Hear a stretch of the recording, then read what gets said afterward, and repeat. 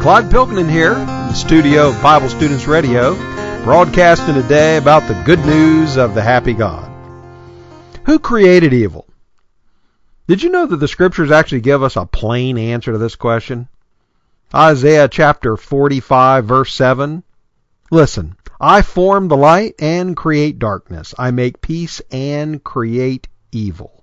I, the Lord, do all these things. Now there's a verse you probably haven't heard. Traditional Christianity, they seem to have avoided this verse pretty good. But God's really clear in this. I create evil. I, the Lord, do all these things. To really understand this, you need to go back to Genesis chapter 1. In the beginning, God. God's the creator. There was once nothing except God. Just God alone. God started with a blank slate and empty canvas. God created the entire universe out of absolutely nothing. He simply spoke and the worlds were in existence.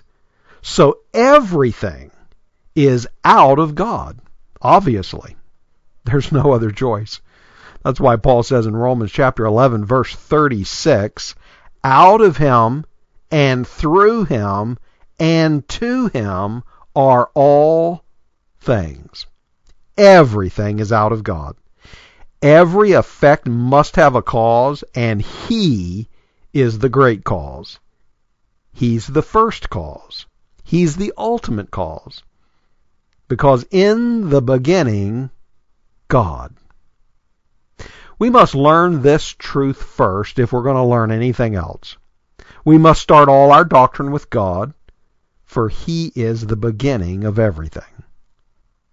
We must start large with God, and then work our way toward the minute details of our lives, to the small things. If God is not our starting place of understanding, and we have our starting place with ourselves in the minute details of our lives, we'll end up humanistic and evolutionary.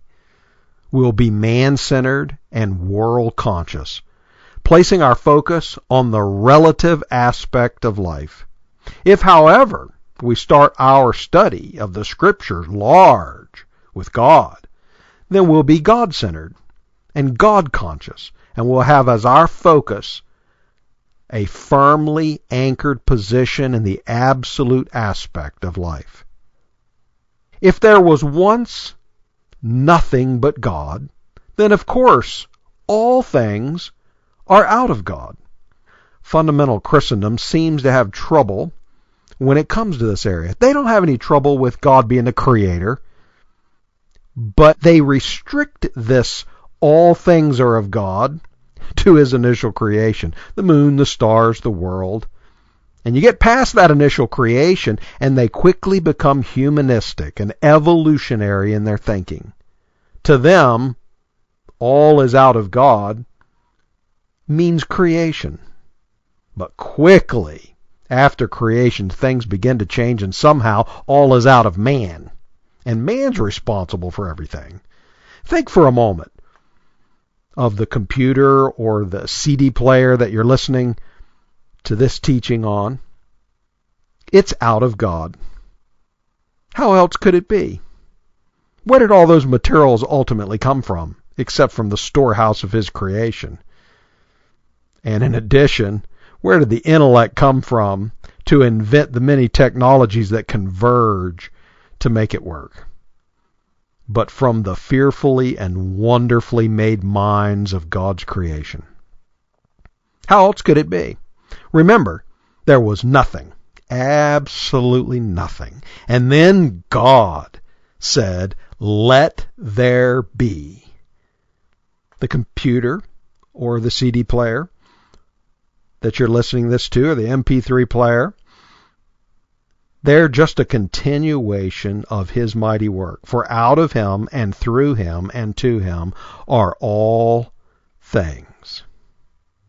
Of course, somehow Christendom thinks that all this breaks down when it comes to the subject of evil. They then become evolutionary in their theology. But God clearly says, Isaiah 45:7 again, I form the light and create darkness. I make peace and create evil. I, the Lord, do all these things. We can see this all the way back in the Garden of Eden. Nothing there took God by surprise. It all worked together for his purpose. God did not start playing catch-up with man's rebellion. God was always in the lead. After all, it was God himself who planted the garden with two trees. One tree, the tree of life, and the other tree, the knowledge of good and evil. Good and evil, the exact same tree. Both of divine origin. We focus on the good or the evil, we'll miss the life. Divine life that's apart from good and evil. Life comes from an entirely different tree, and the knowledge of good and evil from the same tree.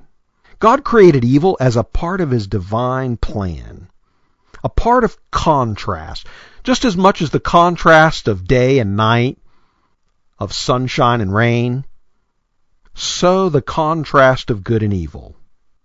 It didn't sneak into his creation. Rather, he put it there, right in the midst of the garden. It was the core of his plan to be all in all.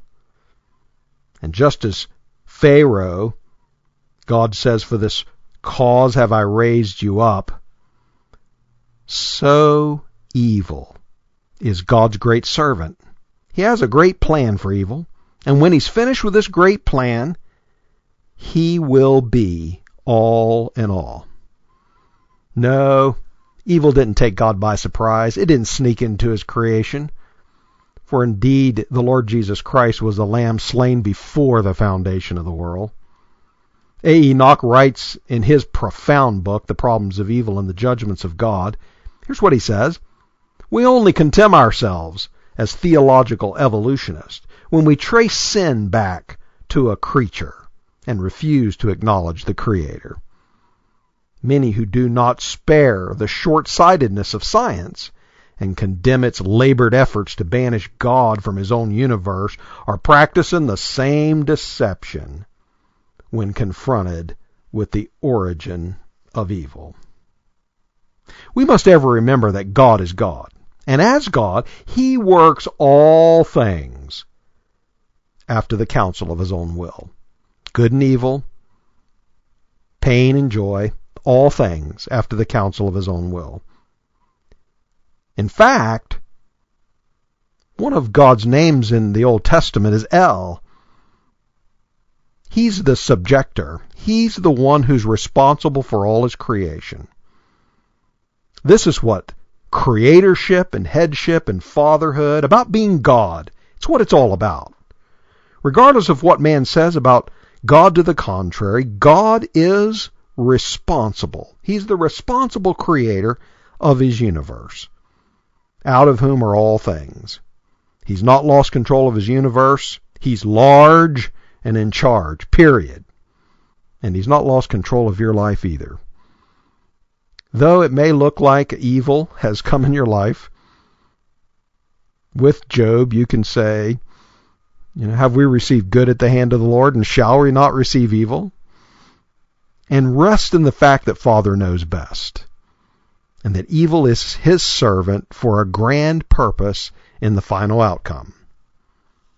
Now, for your edification and enjoyment, here's a song from a dear friend of ours, Danny Racino, and he's singing God Created Evil.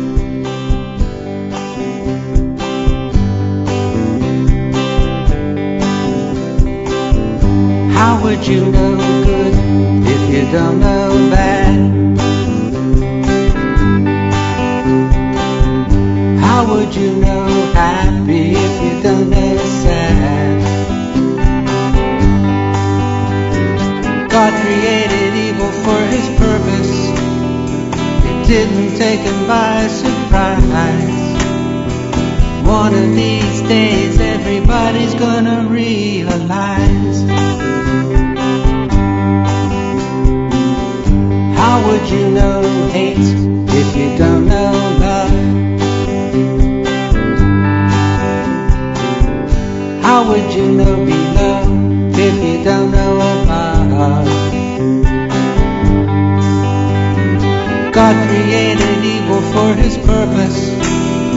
It didn't take him by surprise. One of these days everybody's gonna realize.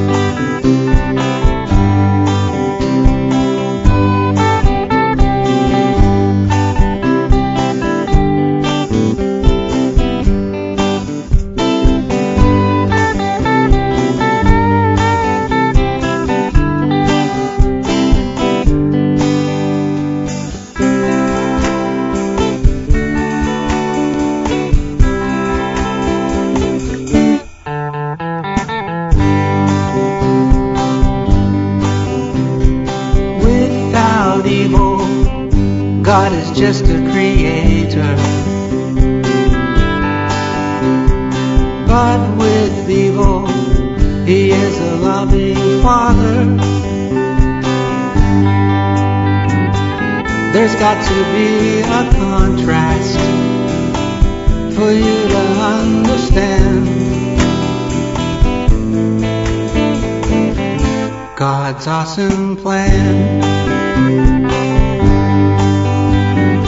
God created evil for his purpose. It didn't take him by surprise. One of these days everybody's gonna realize.